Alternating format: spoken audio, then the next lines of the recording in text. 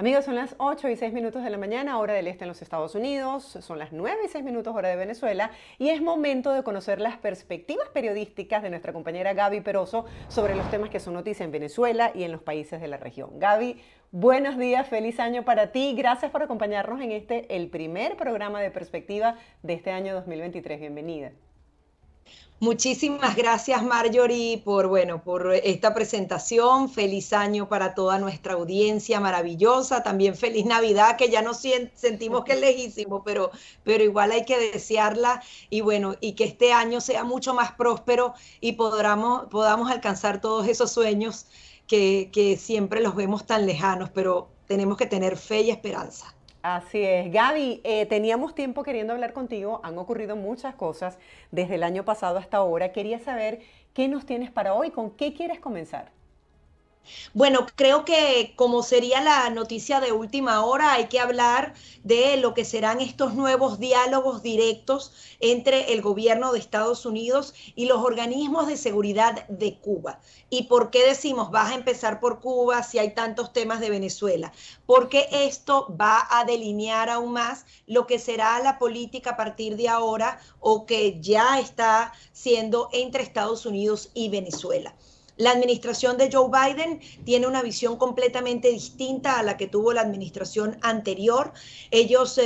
Incluso escuchábamos declaraciones de Juan González, quien es el representante para toda América Latina de la Casa Blanca. Anteriormente escuchábamos algunas de Jake Sullivan, quien también se encarga del tema de seguridad nacional, un alto representante de Estados Unidos. Tienen una manera distinta de ver las cosas. Y obviamente a los cubanos, a los venezolanos, a los nicaragüenses, les preocupa un poco más porque pareciera que ahora se trata de unas relaciones mucho más pragmáticas, en donde puede privar el tema comercial, el tema petrolero, el tema de, por ejemplo, impulsar algunas políticas de cambio climático y no cosas que eran fundamentales para esta dinámica mundial en donde Estados Unidos fungía como un gran protector, a pesar de que también habían muchísimas críticas, pero donde los derechos humanos, la lucha por la libertad eran fundamentales para establecer esas relaciones. En Cuba no ha cambiado absolutamente nada, Marjorie, como tampoco ha cambiado en Venezuela. Sin embargo, ahora hay diálogos directos con ambas dictaduras. Y pareciera que la línea va a seguir por allí, levantar algunas de las sanciones, que todo se flexibilice más y buscar una normalización, ya que no se alcanzan esos objetivos de buscar transiciones pacíficas y democráticas para ambas naciones. Es como una especie de acomodo. Que Gaby, ¿cuáles han obviamente sido las reacciones de la comunidad internacional? Porque si en Cuba y en Venezuela no ha cambiado nada, mucha gente se pregunta por qué esta estrechez en las relaciones diplomáticas, qué significa que Estados Unidos, por ejemplo, abra su sede de la embajada en Cuba. Bueno, están ya haciendo los temas consulares. Ahora Western Union ya anunció formalmente que las remesas nuevamente van a llegar a los cubanos. No es que te llegan como te pueden llegar a ti, no sé, un CELE, una transacción a través de una aplicación. No, se va a hacer a través de 3 bancos que son manejados por el régimen de Cuba. Es decir, van a pasar por el gobierno y adicionalmente ellos se van a quedar con una tajadita de ese dinero como ocurría anteriormente. No cambió nada, lo que cambió fue la administración de Joe Biden, que tenía en principio unas elecciones de medio término, tiene una visión completamente distinta del continente. Él incluso, Juan González, decía en la entrevista que, por ejemplo, en el caso de Gustavo Petro, que habían recibido algunas solicitudes para que Estados Unidos de alguna manera ayudara a que Gustavo Petro no llegara al poder, y ellos dicen nuestra visión es completamente distinta, nos basamos en la autodeterminación de los pueblos, que es uno de los discursos muy recurrentes que tienen todos estos movimientos de izquierda, y bueno, si se eligen democráticamente y manejan el país democráticamente, nosotros tenemos relaciones con ellos. Cuando tú tomas esa frase, si la tomas en el estricto sentido de la palabra, en Cuba y en Venezuela no han habido elecciones libres ni justas, no fueron electos de la manera democrática que cualquier nación puede aspirar. Sin embargo, las relaciones están a medias, pero están. y sin cambios, porque aquí el gran tema es que se le siguen dando prebendas a esas dictaduras, sencillamente diciendo como la otra estrategia no funcionó, entonces hay que hacer esta. Yo entiendo que la máxima presión no llegó, no fue suficiente, no quebró al régimen de Nicolás Maduro, pero no podemos obviar los grandes logros que tuvimos los venezolanos en todo ese periodo de tiempo. Se pudieron, por ejemplo, renovar los pasaportes por 5 años de los venezolanos, se pudo poner en la palestra internacional mundial el tema de Venezuela, entender que era una dictadura, cambió completamente estos 3, 4 años la visión del mundo sobre la dictadura de Nicolás Maduro, y hay una serie de sanciones que, si bien algunas van a ser flexibilizadas, son las únicas herramientas con las que cuentan los venezolanos para presionar a Nicolás Maduro. Entonces, no satanicemos este proceso, ni el anterior, ni satanicemos este cuando no llegue a ningún tipo de resultado, porque hasta las mismas autoridades estadounidenses dicen: yo no creo en Nicolás Maduro, no le tengo fe, él no va a actuar de una manera, ¿sabes?, justa o de buena voluntad. Entonces no entendemos, si él no tiene esa intención, si tiene vaciladas a las autoridades durante todo este tiempo, ¿por qué se le siguen dando algunos beneficios al régimen de Nicolás Maduro? Ahí está, no han vuelto a la mesa de México. En teoría era el tema de Alex Saab. Decidieron que definitivamente no era diplomático. No ha pasado nada, estamos de vacaciones, pero mientras todo eso pasa, ya prácticamente son 8 millones de venezolanos los que se encuentran fuera del país. Cambió el tema de la oposición, del gobierno interino. Esta figura, al parecer, solamente va a fungir como protectora de esos registros, de esos recursos en el extranjero. Ya les dictaron orden de captura, porque obviamente la naturaleza del régimen no ha cambiado, pero al final de cuentas los demócratas tienen una visión distinta, y eso va a permitir que las izquierdas estén con mucha más suavidad, con menos condena internacional, haciendo de las suyas y avanzando. No sé a qué nos va a llevar todo esto.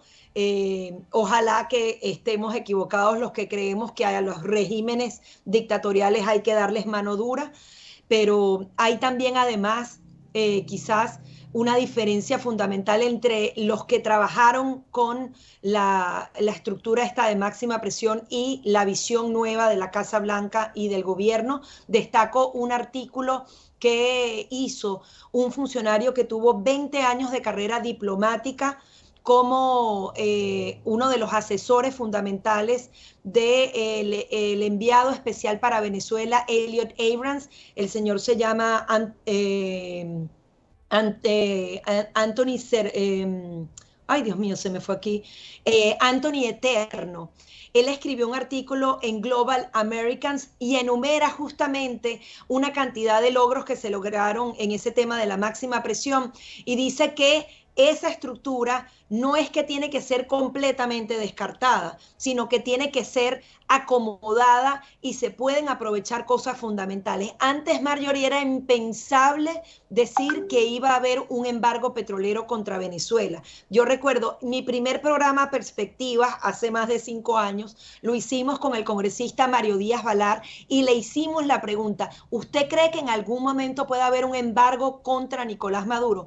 Para él era impensable, y ese embargo se pasó, se sobrepasó. Todas esas sanciones surtieron un efecto fundamental, que luego se desgastan en el tiempo, obviamente sí, pero se hicieron cosas muy importantes que pueden continuar presionando a Nicolás Maduro de una manera excepcional. Entonces hay que rescatar incluso también el trabajo que se ha hecho de todos esos equipos, y una diferencia fundamental. Yo recuerdo que tenía esa relación con el Departamento de Estado, que ese equipo de personas que eran liderados por Carrie Filippetti, por Elliot Abrams, estaban trabajando. Habían por lo menos 20 personas, todos los días se despertaban: ok, ¿cómo amanece Venezuela? ¿En qué andamos? Al día de hoy no existe una oficina especial para Venezuela. Estamos dentro del tema latinoamericano, ni siquiera existe una oficina especial para las tres dictaduras identificadas que se encarguen específicamente de eso. Quizás hay uno que otro funcionario, pero nombramiento oficial no existe. Y cuando es así, obviamente el trabajo se disminuye mucho más y sencillamente la nueva visión es vamos a normalizar, nos acercamos una que otra vez, ahora con Cuba van a hablar con los organismos de seguridad que han reprimido durante décadas a ese pueblo, que son justamente los que encarcelan a la gente, la torturan, ahí siguen los presos políticos tal y como está, y adicionalmente dicen que este acercamiento puede traer una diferencia fundamental. Normalmente los cubanos cuando llegan a Estados Unidos son repatriados y son capturados en el mar.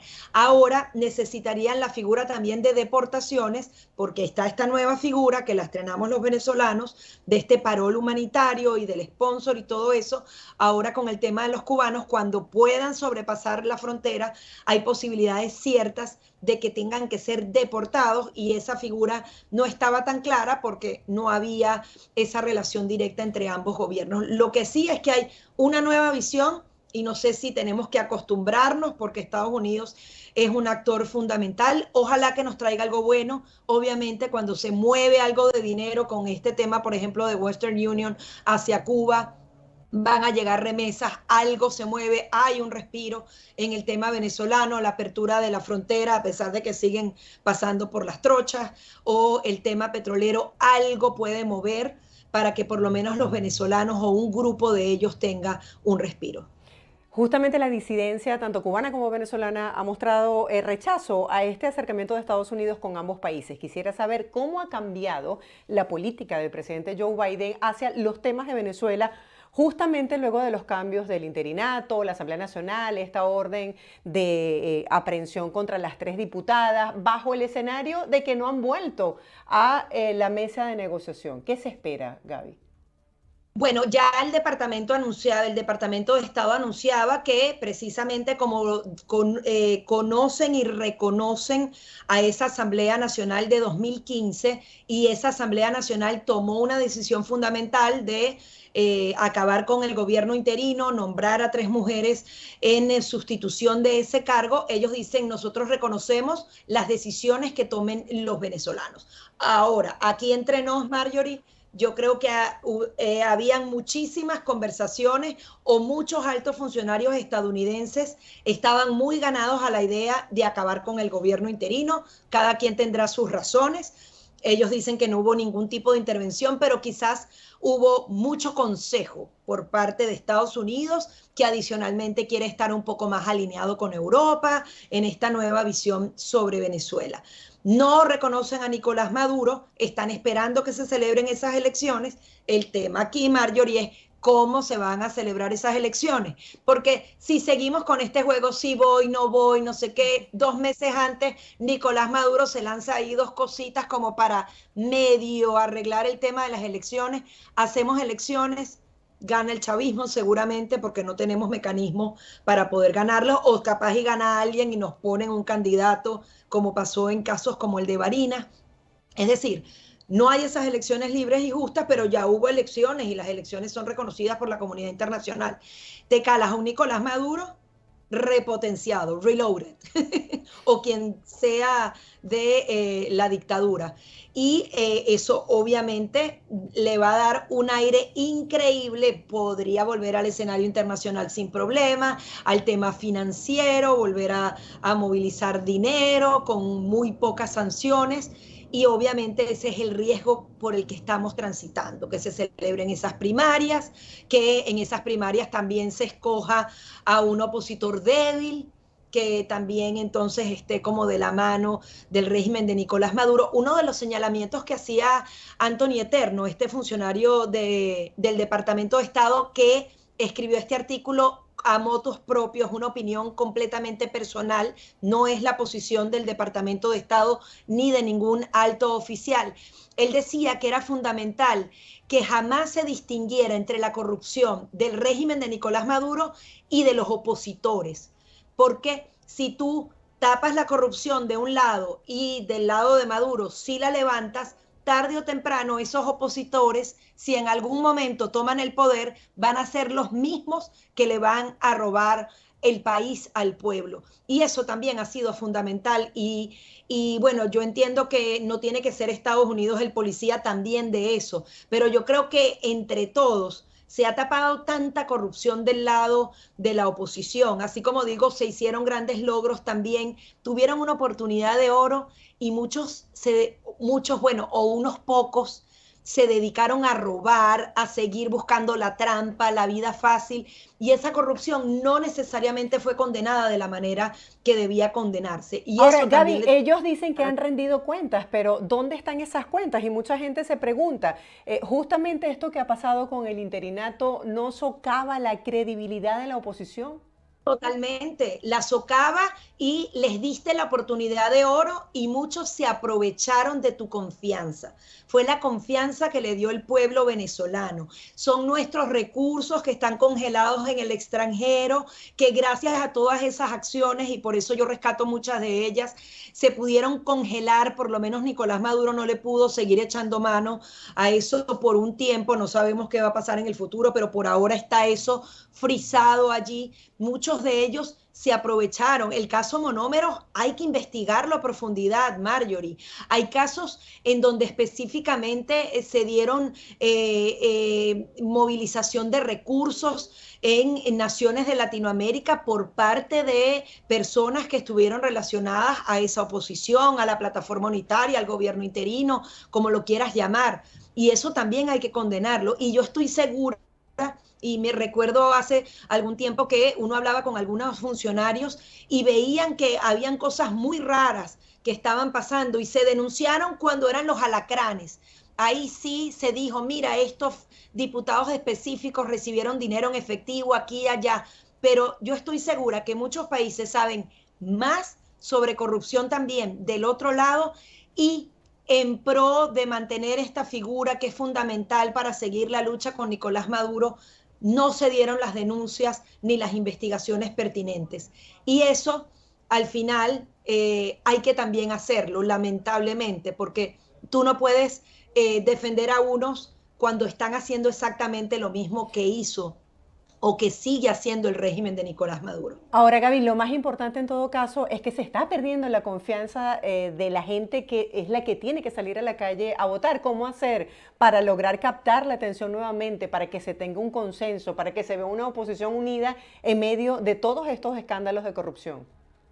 Es que el régimen de Nicolás Maduro lo sabe hacer muy bien y nosotros no sé por qué no aprendemos la lección, o bueno, la oposición no aprende la lección, para no decir nosotros. Ahorita están centrados en el tema de las primarias, que si voy yo, que si tú, que si van a dar una amnistía general para ver si nos devolvemos un grupo de venezolanos que obviamente perdieron su patria y tienen todo el derecho de volver a su país, pero en eso andamos. Aquí no hay nadie organizando la calle, nadie movilizando, nadie impulsando en el voto en el extranjero, o lo están haciendo sin efectividad, o están esperando que ahora sí nos sentemos en la mesa. ¿Para qué? O sea, hay cosas que se deberían adelantar. Teníamos el apoyo internacional y lo hemos dicho aquí, Marjorie. ¿Por qué no se le pide a los países, a esas 60 naciones, ayúdame a hacer un censo con los venezolanos? Vamos a llamar en cada país a que yo voy a donde me digan, vaya y ponga su número y su dirección y no sé qué, y que se lo doy a las autoridades del país en donde estoy viviendo y se haga ese censo. Eso no se está haciendo. Están esperando que a Nicolás Maduro le dé la gana de ir a México o ir a la Conchinchina, como decimos los venezolanos, para iniciar un proceso. ¿Cuándo son las primarias? ¿Cuándo son las elecciones? Se nos pasa el tiempo. Pasó desde octubre que se hizo ese anuncio, en noviembre que se dieron las declaraciones de Gerardo Blay. ¿Y qué pasó? ¿Dónde están las negociaciones? ¿Dónde están las exigencias? Ahorita pronto la licencia esa de Chevron se aprobó a finales de noviembre. En teoría son 6 meses. Si en esos 6 meses no se dan resultados, no se le van a exigir esos resultados a Nicolás Maduro y se va a renovar esa licencia. Ya pronto va a llegar el primer cargamento de petróleo venezolano a Estados Unidos, que es una gran ganancia y un gran logro que al final obtiene Nicolás Maduro. Así no le quede plata en efectivo en esto, porque todavía las sanciones son bastante estrictas, pero pareciera que él se lleva todo, siempre se lleva todo. Y yo sí creo que hay muchas maneras de presionar por lo menos un poquito más. Sabemos que te tienes que ir, pero quería que profundizáramos un poco en este tema de las alianzas. Ya salió, como bien lo dijiste, el cargamento de crudo venezolano de Chevron. ¿Hasta cuándo sería este tiempo de voto de confianza para ver si llegan a un acuerdo a través de una mesa de negociación? Porque como bien lo señalas, comenzamos este 2023, todavía no hay fecha de primarias, ni tampoco tenemos, hay muchas lagunas informativas. Bueno, aquí se da un voto de confianza a pesar de que los propios funcionarios norteamericanos dicen que no confían en Nicolás Maduro ni en su buena voluntad. Entonces no sé si es un voto de confianza o un, wow, ya esta situación es mucho, mejor la arreglo a medias, que esa es la gran preocupación que tenemos aquí, que renunciemos a esa lucha por la libertad como ocurrió en Cuba lamentablemente. Esos cargueros van a empezar a llegar. Como te dije, si no me equivoco, fue el 26 de noviembre por ahí que se dio esta primera licencia un poco más flexible para una empresa norteamericana exportar directamente a Estados Unidos ese crudo. Esa licencia se va renovando mes a mes en algunas de sus cláusulas y es como una excepción a la sanción. Es decir, no se quitó la sanción, sino que le dijo, bueno, dentro del marco de esta sanción yo te dejo al menos extraer petróleo, conversar con el régimen de Nicolás Maduro. En teoría son 6 meses, habría que sacar la cuenta ahí.